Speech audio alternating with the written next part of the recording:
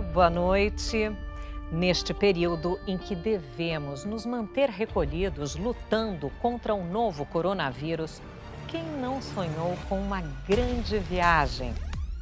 Então vamos refazer agora uma aventura daquelas, de dar frio na barriga, caminhar à beira de canyons de 1.800 metros de altura. A Serra Catarinense guarda segredos mais conhecidos pelos estrangeiros do que por nós. A fruta do futuro, anti-inflamatória e antidepressiva, nasceu aqui e faz sucesso na Nova Zelândia. O mel que não vem das flores e é o mais rico em substâncias contra o envelhecimento. Vamos conhecer a terra onde o tempo parou, o mesmo cenário há 200 anos. E apenas 400 moradores numa área onde caberia todo o município do Rio de Janeiro. O Globo Repórter desta noite é uma coprodução com a NSC TV, afiliada catarinense da Rede Globo.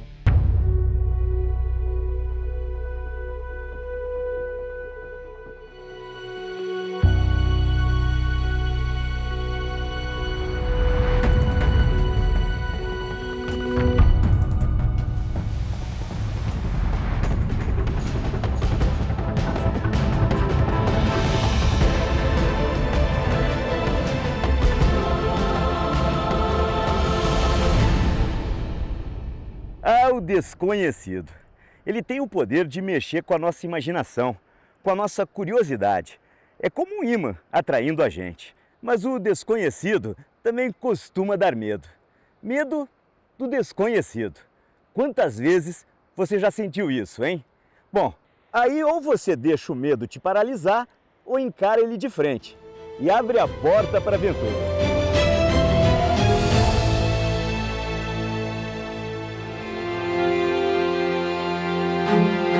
E a nossa é neste lugar que pouca gente já teve a chance de pôr os pés. A última fronteira intocada de Santa Catarina é chamada de Campo dos Padres, um grande planalto na borda da Serra Geral, onde estão os pontos mais altos do estado. Caminhar no teto de Santa Catarina não é coisa para amador. Por isso a gente está contando com a ajuda de pessoas que conhecem muito bem a região, montanhistas e moradores locais. A nossa expedição vai percorrer os 70 quilômetros dos campos de altitude mais preservados do sul do Brasil. A nossa rota é à beira de precipícios, com paisagens de tirar o fôlego.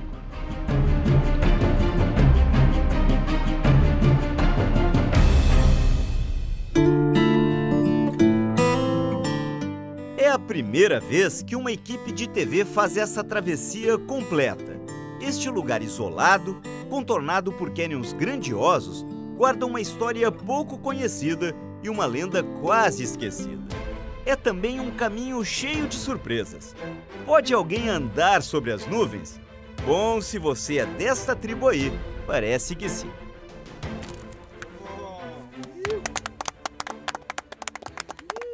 Quando dizem que quem faz isso é louco, é o contrário, né? Você tem que ser muito equilibrado para fazer. Tem que ser equilibrado. Mas tem que ser um pouquinho louco também, né? O Canyon do Espraiado é o portal de entrada do Campo dos Padres. É assim como um paraíso para essa galera. O Rafa botou na cabeça que um dia estenderia uma fita de highline entre os paredões. Um dia eu preciso atravessar esse canyon, assim, e de lá para cá, eu pensei todos os dias, todos os meses, como é que eu ia fazer para realizar esse sonho. 300 metros balançantes sobre o precipício. Profundidade, quase meio quilômetro até lá embaixo. Foi assim que eu acabei pendurado sobre o abismo. Qual é a parte que eu disse que a gente ia encarar o medo, né? Eu acho que é essa. Ter medo é ter juízo também, né? É bom ter medo, isso quer dizer que a gente está vivo. Bom, é impressionante a confiança, a concentração e o equilíbrio desse pessoal. Isso exige um equilíbrio mental e físico brutal, algo que eu francamente não tenho. E acho que não vou ter nunca não. E agora é melhor eu sair daqui. Já terminou a brincadeira. Pro Marcos a coisa ficou muito séria. Tanto que deixou para trás a faculdade e um emprego numa multinacional. Tem sido maravilhoso, os melhores anos da minha vida. Tem os amigos que você faz, os lugares que você conhece. as coisas que o esporte te proporciona é muito incrível, assim. Já ouviu falar de beirismo? Não é o que eu estou fazendo, não. É o que o Christian, bem na pontinha, está fazendo agora. Como é que pintou isso, Christian? A gente trouxe uma prática de levar o montanhismo com mais emoção para poder fazer com segurança algo que a gente gosta bastante. A gente está com cadeirinha, né? Com certeza, desde que tenha segurança, bastante equilíbrio e segure a emoção, porque a pessoa vai realmente ficar bem feliz mesmo aqui em cima. Dá um frio na espinha. Dá um frio na espinha. Hora de deixar para trás o cenário vertiginoso. Temos à nossa frente uma imensidão para vencer. E por que Campos dos Padres, hein? O nome tem a ver com a passagem dos padres jesuítas por esta região. Quando eles foram expulsos pela coroa portuguesa em meados do século XVIII, os jesuítas tiveram que abandonar as missões e fizeram por estes campos sua rota de fuga. Daquele tempo, só restaram as ruínas desta calçada de pedras por onde eles passaram. E uma história que mexeu com a imaginação de muita gente. E aí que vem a lenda, as histórias de tesouros escondidos. Sim, os jesuítas teriam fugido e perseguido pelos portugueses e passaram por aqui carregando, né, em mulas os cargueiros cheios de ouro. E enquanto passavam e acampavam às margens da calçada, esse tesouro ele era escondido. E aí as pessoas começaram a procurar. E as pessoas começaram então a procurar os tesouros guardados pelos padres jesuítas, e grande parte dessas calçadas elas foram destruídas, né, em busca desses tesouros.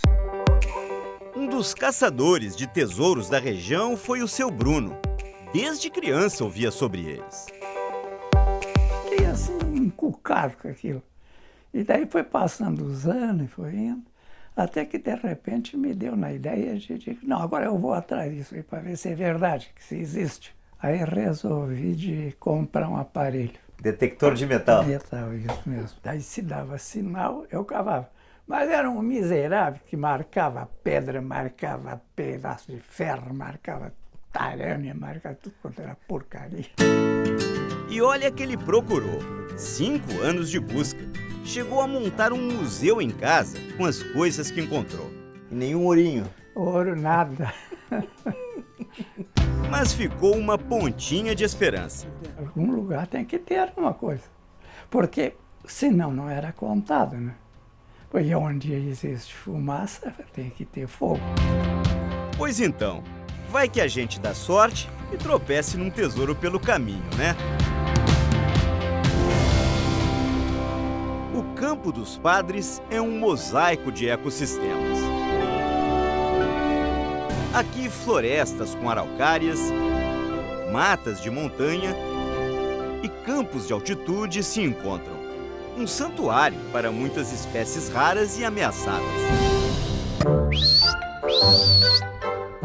O morador símbolo deste território é um tímido. Não gosta de se revelar. Não, a gente não tá falando do Douglas. Ele é quem deu de cara com a fera. Eu tive a sorte de ver ele 5 vezes. 5 vezes descendo e sempre com os cachorros, e ele sempre me defendendo de tudo. E esse enfrentou o puma, então? Esse enfrentou. Aqui tem até umas marcas na boca dele aqui na lateral, ó. Cicatriz aqui, cicatriz, né? Das unhas do puma. Flagrar um puma ou leão-baio na natureza não é tarefa fácil. O bicho é selvagem e super arisco. Um dos últimos registros do puma na Serra Catarinense foi feito bem aqui neste bosque, por essa câmera de uma armadilha fotográfica. 15 dessas câmeras foram espalhadas nessa reserva particular para identificar os bichos da região. O casal aí foi surpreendido no momento da paquera. Extremamente raro nós termos a ocorrência de macho e fêmea, porque eles apenas se encontram no momento da reprodução. Como nós temos muitas áreas protegidas, isso garante a um predador como o puma a alimentação que ele necessita e os abrigos que ele necessita para a sua sobrevivência. O puma, ele faz parte de todo aqui, né? Então a gente que se intrometeu no espaço dele, né? Deixa ele em paz. Deixa ele em paz, né? O caminho tem lá suas armadilhas para o bicho-homem. Olha só, passo em falso, ó. Me enterrei na lama. Ó, chega a sugar a bota. A gente tem que passar por essa vegetação aqui, arbustiva, chamada de vassoura branca. Ela arranha um pouco, é mais complicado. As tatuagens da trilha. As tatuagens da trilha? Vamos lá.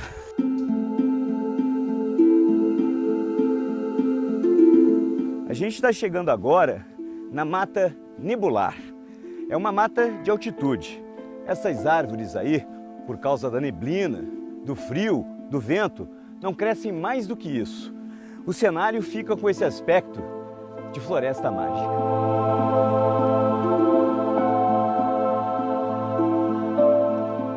À medida que a gente avança, as árvores vão sumindo da paisagem.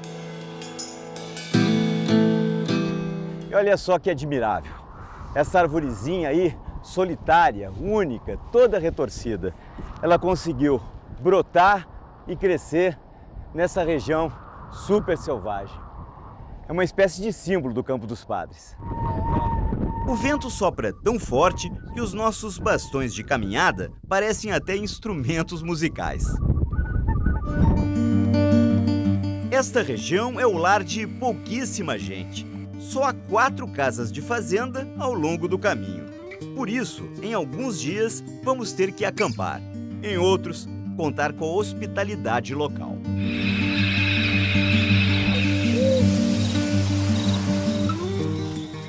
Aqui não tem luz elétrica, não tem sinal de celular, nem internet.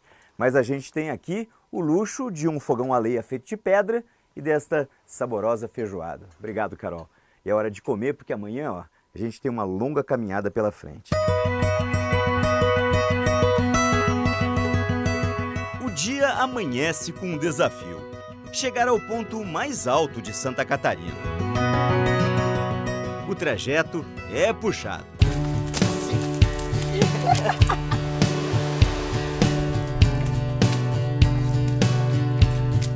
Olha, subir morro não é fácil. Essa é a famosa paisagem de tirar o fôlego, né?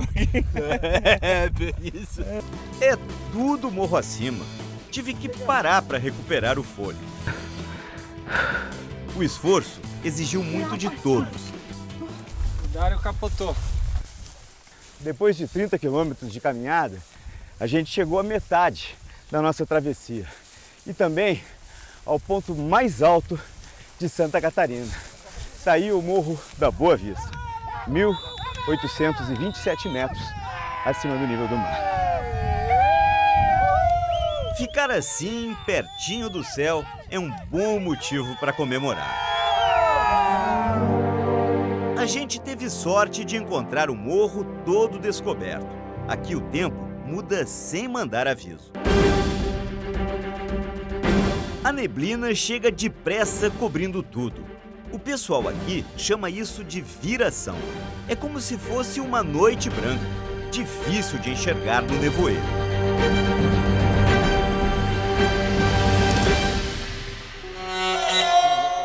O Arno, responsável pelos cavalos da expedição, já caiu nessa cilada. Me perdi uma vez, mas tive sorte, foi durante o dia, né? E consegui me safar, mas por sorte também. Na viração apaga as orientações, né? Tu não consegue entender mais nada, né? Onde é que tá? Para onde vai? Na mata e no campo tu fica totalmente desorientado, né? Por outro lado, o balé da neblina está sempre redesenhando os cenários. Num piscar de olhos, podem pintar visuais estonteantes. Esse é o mar de nuvens. É quando o nevoeiro espesso fica parado na garganta dos cânions. A neblina se abre e revela a última casa do caminho.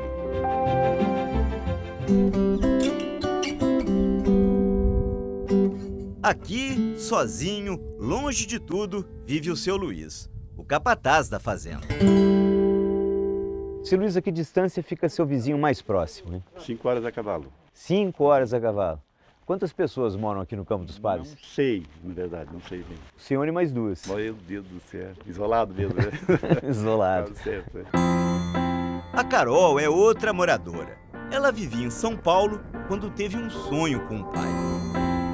Foi um chamado, porque eu nunca tinha sonhado com ele, faz 20 anos que ele é falecido e eu fui muito ligada com ele, né? E para mim isso foi mais que o suficiente para eu entender. Tá feliz? Demais, demais. Uma feliz moradora da montanha, com certeza. Visto assim de cima, o Campo dos Padres parece obra de um jardineiro caprichoso. Tudo tão aparadinho. Mas aqui de baixo a situação é bem diferente. O terreno é uma espécie de esponja, uma combinação de banhado com turfeira. As turfeiras são uma mistura de plantas em decomposição, camadas e camadas de matéria orgânica que absorvem muita água. Olha só o meu bastão como entra nela. É até difícil caminhar aqui em cima. Olha como afunda.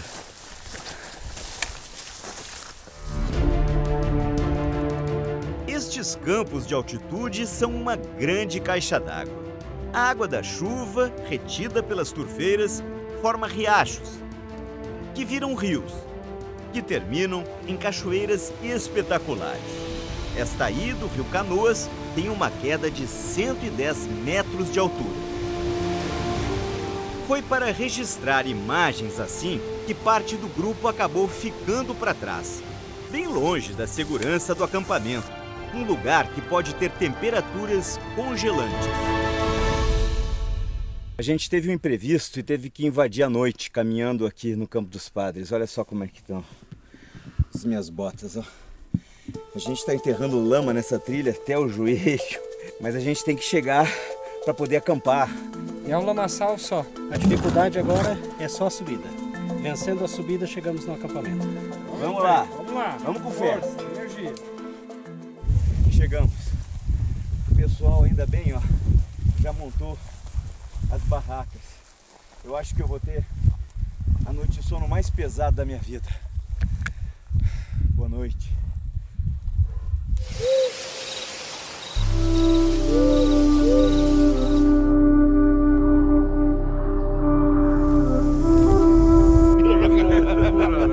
Hoje é dia de botar muito plástico no pé para poder seguir essa trilha.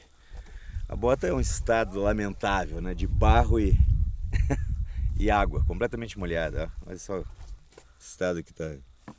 E a gente vai ter 15 quilômetros pela frente. A essa altura, as pernas já sentem muito cansaço. O terreno é escorregadio e o equilíbrio vai embora. Pegou. E não tô sozinho nessa. Não disse? Mas a paisagem ajuda um bocado. É um mundo cercado por monumentos naturais. Até onde vai a imaginação, hein? O arranha-céu parece uma escada em direção às nuvens. Há postos, lado a lado, os chamados soldados de sebo. O acaso também esculpiu o solitário pinheiro de pedra e entalhou na rocha a imponente Pedra d'Águia. Aqui termina a nossa expedição. Vão ser 2h30, montanha abaixo, dando tchau ao Campo dos Padres. Depois de 6 dias de caminhada e mais de 70 curvas descendo o morro,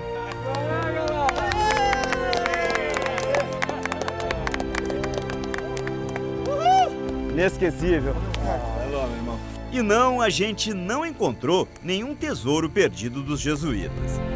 Num lugar precioso assim, o tesouro é mesmo o próprio caminho.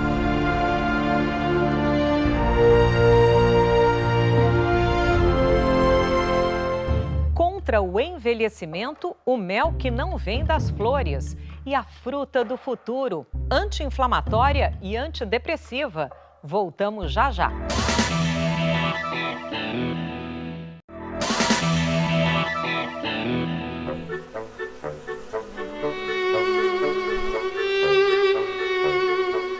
É tempo de banquete. As abelhas se fartam com as gotinhas. E deve ser mesmo muito bom. Olha só a gula desta aí. O que você está vendo é um capricho da natureza.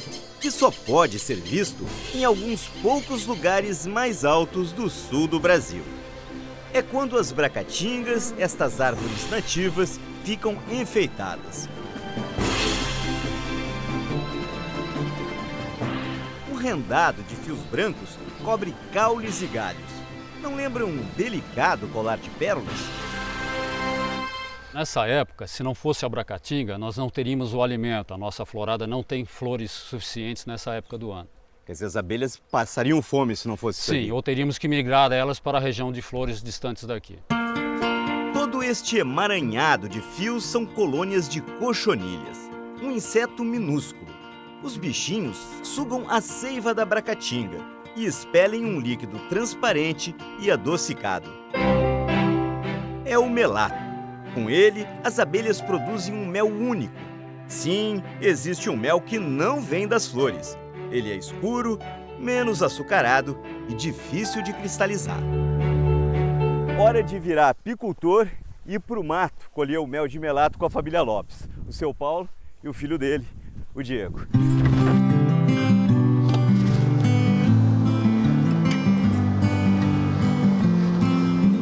Há 20 anos atrás, o mel de melato era uma espécie de patinho feio da apicultura da região. Não tinha valor, não rendia dinheiro para os produtores. Isso ficou assim até que um dia uma amostra foi parar na Alemanha. Foi um tremendo sucesso. Os alemães passaram a comprar toda a produção catarinense. Aí o nosso patinho feio virou o cisne dos méis.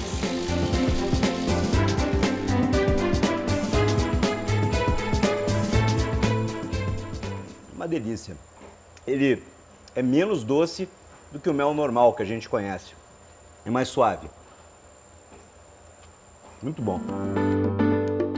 Este mel escuro é a aposta mais recente dos pesquisadores do grupo em antioxidantes naturais da Universidade Federal de Santa Catarina. Ele começou a ser estudado em 2014 e os tubos de ensaio estão revelando novidades promissoras. Além de ter uma menor quantidade de açúcares quando comparado aos méis florais, aqueles tradicionais, ele tem apresentado uma maior quantidade ou concentração de compostos bioativos, como aminoácidos, flavonoides e minerais. Eles são compostos antioxidantes estudados na prevenção e envelhecimento. Pena que este mel tão especial não esteja na mesa dos brasileiros, como aqui, na casa da família Lopes. Falta o brasileiro descobriu o mel. Falta o brasileiro descobriu o mel, que é muito bom. Um pãozinho de milho, melato, uma natinha, não tem coisa melhor. Tá feito o café. Tá feito o café. Estes pomares guardam um outro segredo da Serra Catarinense. Os pesquisadores estão de olho nas muitas qualidades desta que é considerada uma das frutas do futuro. Ela é rica em vitamina C e tem baixíssimo valor calórico. Você já ouviu falar de goiaba serrana?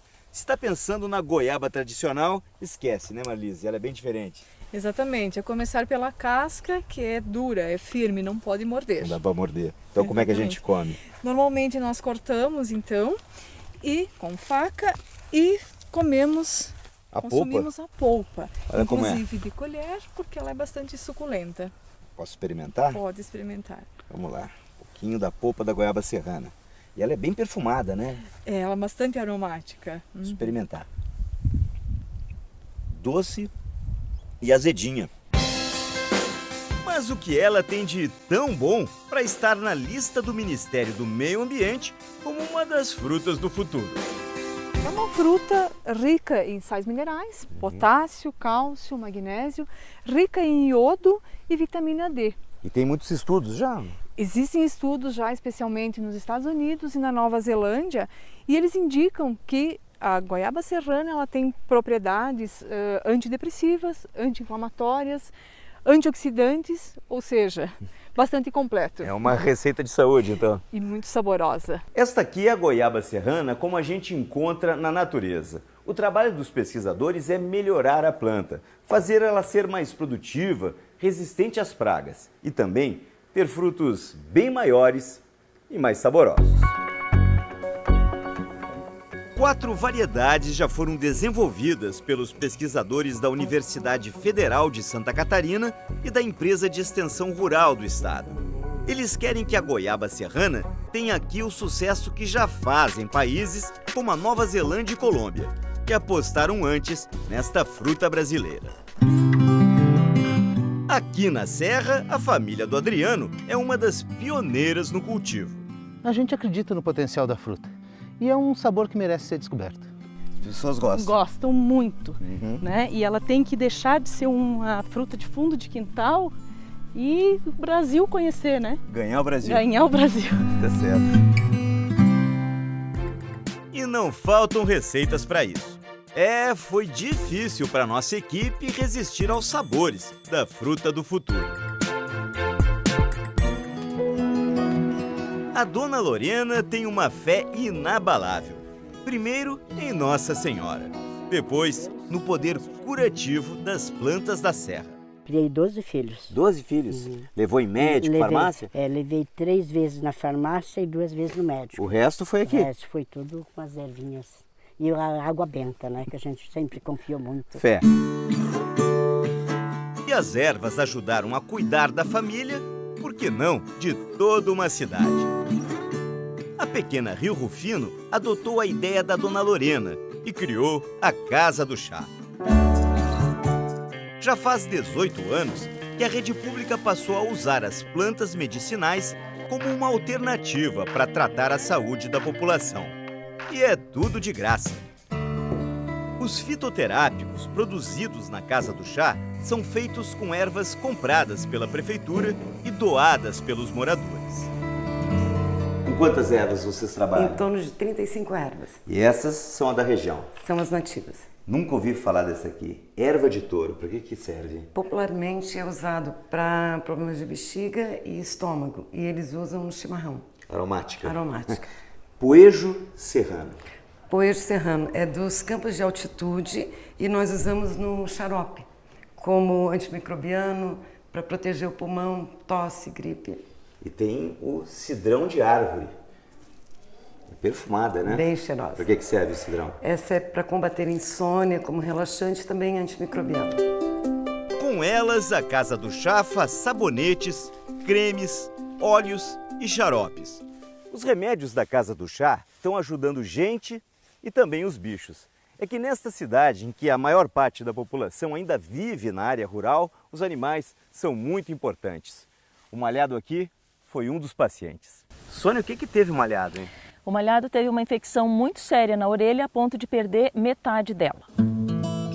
Ele foi tratado com uma combinação de plantas para matar as bactérias e ajudar na cicatrização. Nossa parte foi passar o remédio umas 4, 5 vezes por dia, né? Durante uns 2 meses. Curou? Curou. E esse chapéu aqui? Esse chapéu aí foi para esconder um pouquinho, né? E deixar mais charmoso um pouco. Ficou charmoso, malhado.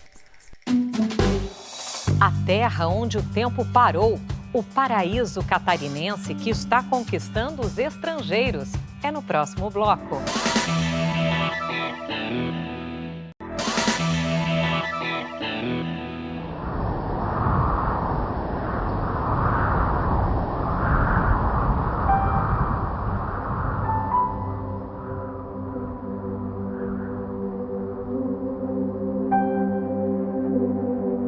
Colinas verdes e suaves vão até onde os olhos alcançam.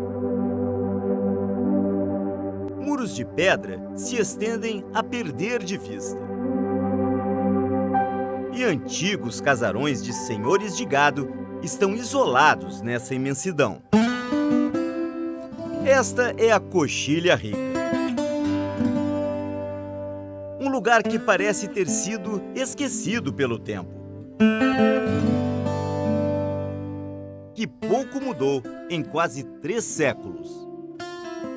Agora as fazendas centenárias começam a abrir suas portas. A Coxilha Rica quer mostrar a sua história, sua natureza, o seu jeito de ser. O nome Coxilha Rica tem a ver com o capim nativo que cobre esses campos ondulados. Um cenário que tem um encanto de um mundo ainda preservado. Bosques de araucárias,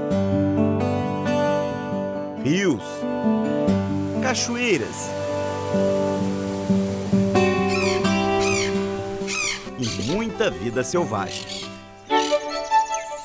Flagramos a raríssima águia cinzenta, uma das maiores e mais ameaçadas aves de rapina do Brasil. Aqui os veados campeiros vivem livres. Na fazenda do Carlos, eles têm tratamento especial.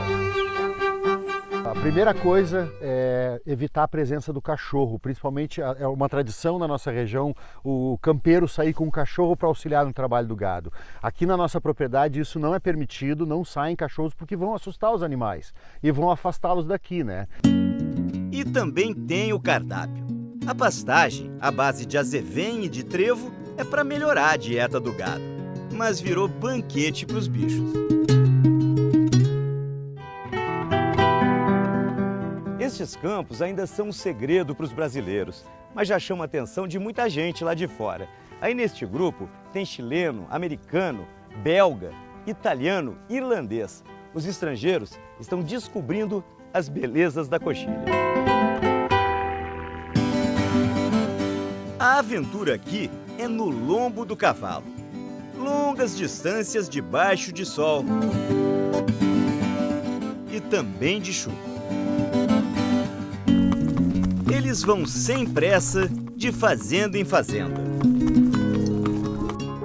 Levantam com o sol e só param com a lua. Vão dormir com o calor da lenha e da música.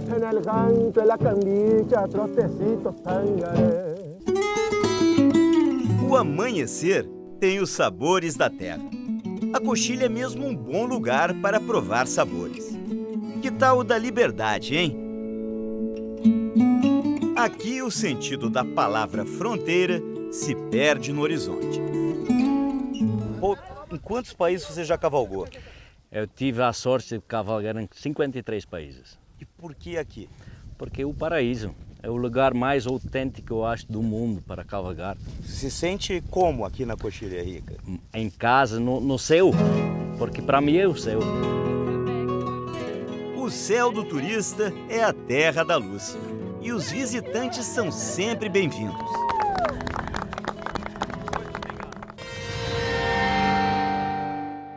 Os antigos casarões da Coxilha Rica abrigam muitas histórias curiosas. Lá nos anos 1800, a vida não era nada fácil para as mulheres da Coxilha. Uma coisa que chama muita atenção nessas fazendas centenárias são os quartos das meninas. Neste aqui, só tem aqueles buraquinhos para ventilação, chamados de gateiras. Nenhuma janela. Meio assustador, né? Quase como ser uma prisioneira na própria casa. E olha só esse alçapão aqui, hein?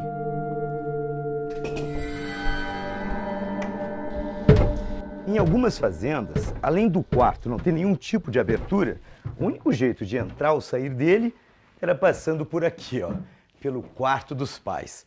A vigilância sobre as moças era total.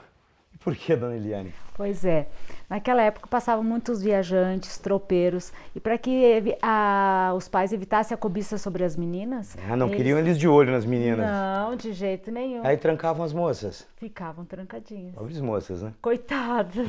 Isso mudou? Mudou, graças a Deus, ainda bem. A Coxilha Rica fica na parte rural do município de Lages, o maior de Santa Catarina. Para dar uma ideia do tamanho, toda a cidade do Rio de Janeiro caberia dentro dela. E pouca gente vive aqui, menos de 400 pessoas. A Giovânia é uma delas.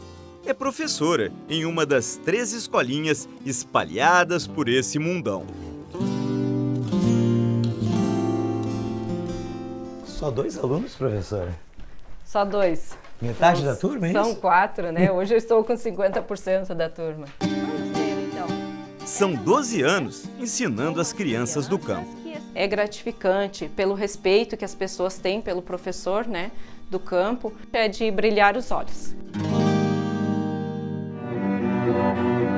Os monumentais corredores de taipa rasgam os campos e vão além do horizonte. São o maior símbolo da Coxilha Rica. Estes muros de pedras foram erguidos por escravos negros e índios, isso lá no começo do século XVIII. Por mais de 200 anos, os corredores serviram como uma espécie de estrada.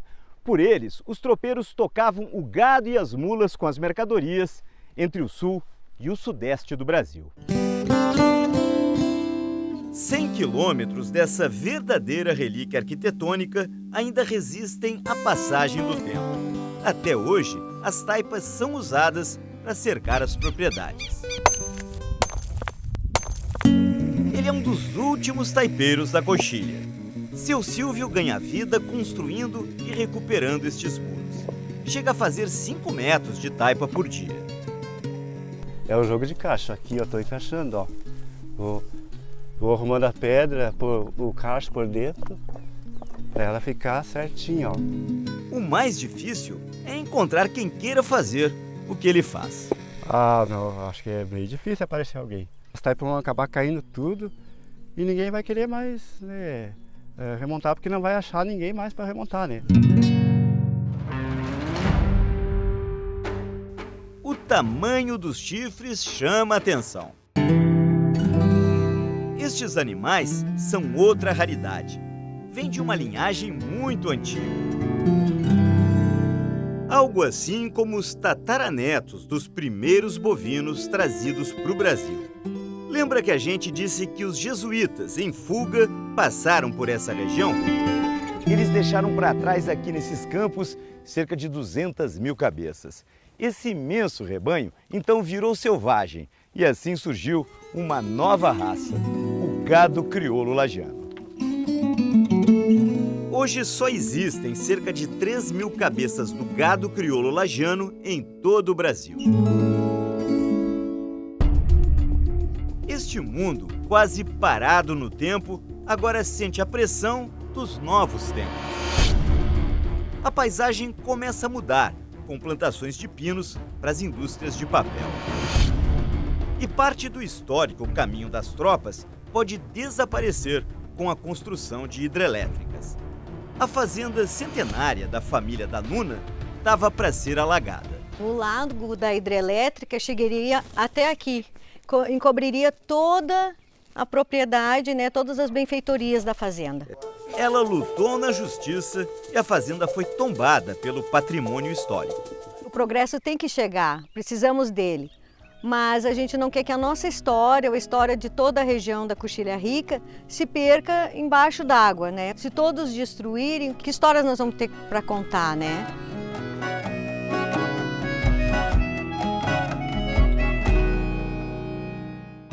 Nossa viagem termina aqui e você tem mais aventura agora na seção Globoplay com a série SWAT. Se possível, fique em casa e nos encontramos de novo na sexta-feira que vem. Até lá!